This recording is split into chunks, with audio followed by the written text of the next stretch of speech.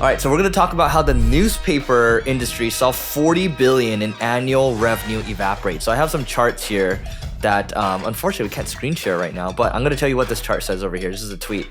So the tweet says, and this is from the Missing Data Depot, it says the beginning of the social media era coincided with nearly a $40 billion collapse in newspaper advertising revenue. So context here, in 2006, Neil, American newspapers collected $49 billion in advertising revenue. In 2022, that number was only $9.7 billion. Wow. And you're talking about physical newspapers, or does it also cover the websites? It's physical. Yeah. Yeah, but a lot of these guys have shifted to subscriptions and going to all digital. Well, I mean, that's like New York Times, right? I actually don't, it doesn't break it out here. So it could, here's what it says. Okay, here's the sources. News Media Alliance, formerly Newspaper Association of America. I have to assume it sounds like papers. But like, to your point, they a lot of them could have transitioned. Yeah. So, and if you look at New York Times stock, I haven't checked it in the last few days, but overall, it seems like it was doing pretty decent when I looked at like the last 5 years. Yep. So I think what's worth calling out here at the end of the day, it's not really like, sometimes a medium will expire, right? So newspapers, for example, but then the medium actually transitions over to digital. And what matters at the end of the day still, like it still is a content business. So I don't think it's anything that's super, the number to me that's shocking is that $40 billion is a lot of money. And that was pretty fast too. It is, but if you look at New York Times stock, and I just pulled it up, over the last 5 years, it's up 95.19%. But for every New York Times, how many people are in the graveyard? I don't know, but here's what's interesting. Remember Buffett sold all his newspaper stuff. Yeah, and I'm not saying he's wrong or right. I don't know. But if you look at like annually, if you go back to 2018, they did 1.73 million. This is in New York Times. Then 2019 was 1.78. 2020 was 1.75. Then 2.05 in 2021 and 2.28 in 2022. So they're slowly climbing up. Their stock has still doubled, and I think the main reason for a lot of this is the shift to digital. But the point I'm getting here is if you look at the revenue, it hasn't drastically gone down like the article, which my guess would be, because New York Times is one of the bigger players in the space, the shift has gone from people spending on the print version to the digital version. I saw something around this recently. I can't remember where I pulled it up from, but basically what it implied was New York Times was like the only one that came out strong, and then the rest got destroyed, right? Well, Washington Post got bought out by Bezos, right? Yes. And I think they still operate independently. I don't know how Washington Post is a good one. New York Times is a good one as well. My point is there aren't many good ones. A lot of people. LA Times has shifted to a lot of digital subscription. There's quite a few I'm guessing that have done all right. Yeah. Yeah. So look, I still think 90% got destroyed. I think the ones that pivoted, great job. But still, what we're saying at the end of the day, though, the medium doesn't matter as much. It's more so the message. And which goes to our we were talking on the phone yesterday about this. When it comes to creating good content, like why is our content getting better? Is because we're putting in the time and effort. Yeah, we're putting in more time and effort. I mean, look, we have this nice setup right now. We got Brad supporting us. Everyone just shout out to Brad, right? Brad, what's your video thing called? Record Edit Podcast. There you go. .com. All right. Anyway. What was if he's like, it's not .com? Yeah, it is. All right. .com. Good. But yeah, we're putting in the effort. And if you look at a lot of the effort, and I know we've been talking about this as well, you and I have been creating a lot more short form content, which I did a trend analysis when we analyzed, I think it was like 100 and something thousand piece of content. Was it 6 million? I forgot which post I'm talking about because I post a lot of stats these days on Twitter. But it was a significant sample size. And the winning piece of content on social media over the last 30 days was short form content. Then it was long form content, which was a close number 2. And then number 3 was podcasts or interviews or expert talks. And in theory, you can actually just do long form content like we're doing right now and then chop it up into both short form and leverage expert all at the same time. So you can actually tackle 1, 2, and 3 in all one chop. You know, Mark Manson actually brought this. So this actually ties in with one of the things I had around. So he's got some creator economy predictions for 2024. And there's 2 bullet points that stand out to me. The first bullet point is platforms will quietly start to de-emphasize short form. in 2024. And so here's what he says. And I kind of agree with this. TikTok is already pushing its creators to create longer videos. Zuck is admitting on earning calls that Reels are a loss leader for Instagram. And 90% of YouTube creators I talk to only make shorts because they feel like they have to, not because they actually want to.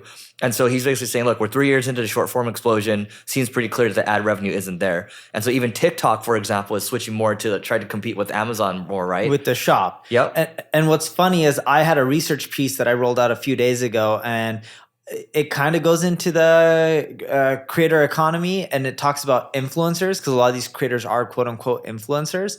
And we did a survey, and I said that there was going to be a rude awakening in influencers this year. And I was talking about how one number tells it all, and that number was $323.19. So we surveyed 5,920 influencers, marketers, content creators, and we found that the average monthly income they generate from their social media profiles is $323.19. On shorts. Just in general from all social media. So, and then when we looked at all the users that had between 100,000 followers and 999,000 followers, so one less than a million, their average income didn't improve by much. It was $1,727.29 per month. And then when we looked at all the people who had over a million followers, so a million or more, their average income did jump, but it still wasn't that great. It was $6,109.83. Not enough to survive. Yeah, not enough to survive. Yeah. And it's funny because, dude, people always get asked the question, would you choose a million followers or $1 million? And, you know, in my post, I ended up responding with, this just shows people should just take the $1 million because it would take roughly 13 years to recuperate that money. Yep. Yeah, most people should. Like we did give caveats around this. Like, well, if it's like, you know, a million of the richest people in the world, you know, and for us, I would take that. But like, yeah, in general, you would take the $1 million.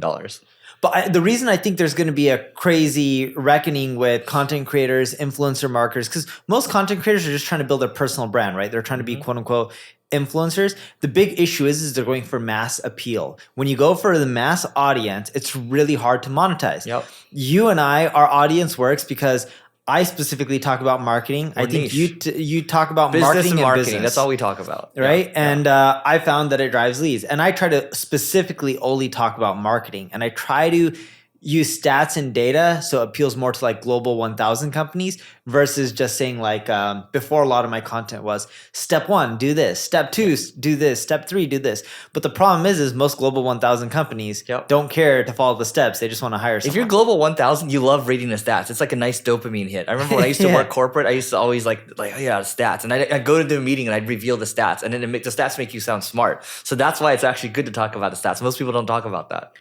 Dude, you want to know? Oh, you've never worked somewhere before. You want to know that. I've never worked somewhere. There's a secret for you. Go ahead. What's funny is I share so much more stats on my reels on Instagram now. And you know, when you get the messages on Instagram, like people just messaging you, like it notifies you when they're sharing a story and they tag you in it. I'm getting around like 3 to 4 times more DMs? People mentioning me in the stories than they were before. And a lot of it, when I look at it, it's mainly them mentioning the stats. Well, there you go. So let me ask you this. So I don't create I don't create shorts natively anymore. I don't do direct to camera anymore. You still do. Do you enjoy it when you're doing it? Yes, because it only takes me like today I recorded 17. I did 17 in like 33, 34 minutes. Wow. Okay. So you enjoy it. I hate doing it. I hate doing direct to camera. Like I like talking like I'm talking to you right now. But how do you do your shorts normally? Like what's the process? Now they just get chopped up. What was it before? Before it was I would batch record like 10 to 15 at a time. But how'd you come up with the ideas? I sat and came up with the ideas from scratch, which you don't do that. You repurpose your ideas. Kind of. And I'll break down my process. Okay, so after you came up with the 10, 15 ideas, let's just go 10, easy number. What'd you do after? I would just start. Oh, you have to write the script for each one. So you would write the script, and then you would. Then I would record. And then when you record it word for word. No, so my script. Sorry, it's more of an outline. So what I do is I put the headline and I put a couple bullet points, and then I'll have like a little thing that will say, hey, at 10 seconds, like we're going for this, 30 seconds, we're going for this or whatever. So it's like it's a high level outline, and I just follow it and I riff. So what's worked out really well for me is I try to tweet once or twice or 3 times a day. I've been breaking that in the last few days because I've just been busy with some other stuff. And then I take the winning variations. Can you hear my kid? It Mhm. has to be my kid, only Mhm. kid in the building. And then I take the winning variations, Mhm. and then AJ comes with a few guys. One is tracking which number we're on. The other person has set up all the lighting and camera. Yeah. And then AJ is controlling the teleprompter. So it's Yeah. uploaded word for word Oh, you from have a X. teleprompter. Yeah, and I just reading it line for line. Ah. And I don't have to do much more than that. So I can crank him out. Yeah. It's fast. I just look into the camera. Yeah. It's been super effective. I could never tell you're on the teleprompter. There's no so point the where I key could with tell. the teleprompter is you got to make the script really narrow. Yeah. Most people, when they use teleprompters, they make it wide so you can Mhm. see the eyes scanning left and right. Yeah. So you got to make it narrow so you don't really see as much scanning. I just hate shorts in general. I like this once we chop it up. Like our YouTube's getting more and more play now. I think, look, here's the other point Mark had here, and we can move on. So the other prediction was YouTube will aggressively push podcasts. So YouTube's already the most popular platform for podcast listening. Maybe for video. Video podcast. Yeah, for I wouldn't video, say for audio. Yeah. Google Podcast is shutting down, right? It's still Apple for number 1 and Spotify number 2. But I do agree with this. YouTube has the best discoverability algorithm. And so like an interview I did a couple weeks ago, that one's popping off. Like I think it's at 140,000 views right now. And I think it'll just continue to go more. And I think there's just going to be a lot more of that. So I enjoy doing this and chopping it up. And the fact that we're live in person, these just do a lot better too. Dude, randomly, I know you're talking about podcasting. You and I were discussing this the other day. For most people who aren't listening or who haven't listened in before, the number one way to climb the charts on Apple iTunes or whatever the podcast thing is the number of people that not necessarily listen to your podcast, it's actually subscribe. So what a lot of people are doing these days, and they're climbing the podcast charts really fast, is they're running ads and contests, getting people to subscribe. It helps them climb the charts. And then boom, they're naturally getting other people who are discovering them when they look at categories like business or marketing or health or fitness or whatever you're doing. Great way to hack the podcasting scene on Apple and just skyrocket your quote unquote organic listens. Yep. So go for the subscribes. Maybe not so much the ratings and reviews, but those are good too. Last thing here on my side, I mean, this is an interesting prediction too. So it says last year was peak Mr. Beast.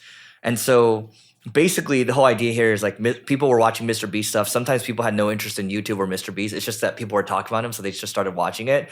And he feels like this novelty is starting to wear off. And in 2024, we're going to start to see his views per video decline pretty dramatically. Wait, this is from Mr. Beast? No, this is from Mark Manson, the author of he's author of a couple things, but he had some interesting creator predictions here, which this is what we're going through.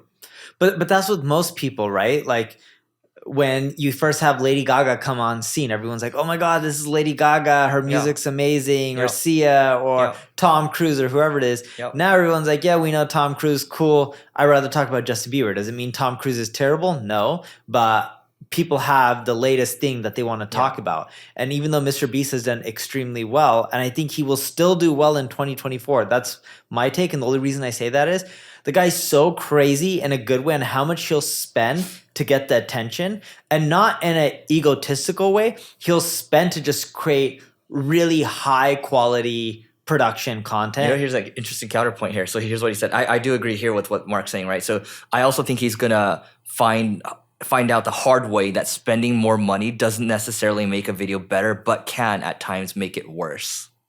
I agree with that. Yeah. But I do think he's spending enough to create something that's high quality that others aren't willing to do, like his Squid Game concept. Yeah. It's hard to create that kind of video for like $100,000. Yeah. It's just, you're not going to get the quality. Yeah. Does it mean he needs to spend $20 million? No, I don't know what he spent, but I do agree there's a balance with how much money he's spending. He can probably save millions of dollars a year, if not way more, tens of millions of dollars on production and get similar quality and generate a much better ROI. I think no doubt he'll be popular no matter what. I do think it's going to wane a little bit. So, you know, that's what it is. But I here's what we'll end with here. So podcasts on YouTube going to go up. Shorts will still be around. People use it for discoverability. People are realizing you're just not going to make that much money off of shorts. And then, you know, Mr. Beast at the end of the day, it's look, he'll wane a little bit, but he'll still be popular. Anything else? Even if shorts, the last thing I would add is even if the networks don't monetize shorts as well, if that's what people want to consume, they'll show it more still. Oh, yeah. Because they want the eyeballs. And then they'll, you know, next thing you know, Instagram will just copy TikTok on monetization. Yeah. Well, we'll see where that goes, but that is it for today. Please don't forget to rate, review, subscribe. It helps us grow. Someone called us out for begging. We are begging, so give us a 5-star review. We are.